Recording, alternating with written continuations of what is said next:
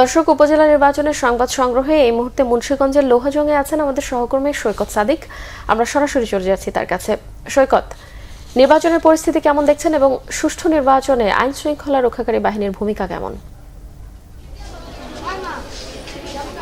কনক, আজকে যে দ্বিতীয় ধাপে উপজেলা নির্বাচন হচ্ছে 156টি উপজেলা, তার মধ্যে মুন্সিগঞ্জের লোহজং একটি অন্যতম গুরুত্বপূর্ণ এই এলাকা বা এই উপজেলা নির্বাচন হচ্ছে। সকাল 8টা থেকে কিন্তু ভোট গ্রহণ শুরু যায়। এখন বেলা 2টা, প্রচণ্ড রোদ। এই রোদের মধ্যেও কিন্তু সকাল থেকে মানুষ লাইনে দাঁড়িয়ে ভোট দিয়েছে এবং দুপুরের রোদ, যেহেতু দুপুরে একটু ভোটার উপস্থিতি কম থাকে, তারপরেও কিন্তু ভোটার উপস্থিতি রয়েছে। আমার সাথে এই যে দক্ষিণ হলুদিয়া সরকারি প্রাথমিক বিদ্যালয়ের যে প্রিজাইডিং অফিসার জনাব ইয়াসিন মিয়া, তিনি আমার সাথে রয়েছে এবং তার থেকে এখন আমরা জানবো এখন পর্যন্ত কতজন ভোটার এখানে ভোট দিয়েছে এবং এই কেন্দ্র সর্বশেষ কি পরিস্থিতি ধন্যবাদ। আপনারা জানেন ষষ্ঠ উপজেলা নির্বাচনে দ্বিতীয় ধাপে ভোট গ্রহণ চলছে লোহজংয়ে।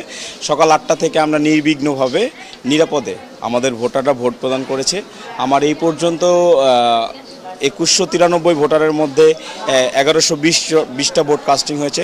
প্রায় 51% ভোট আমার কাস্টিং হয়েছে এবং আমাদের নিরাপত্তা ব্যবস্থা খুবই জোরদার ছিল। 3 স্তরের নিরাপত্তা ছিল, বিজিবি, র্যাব।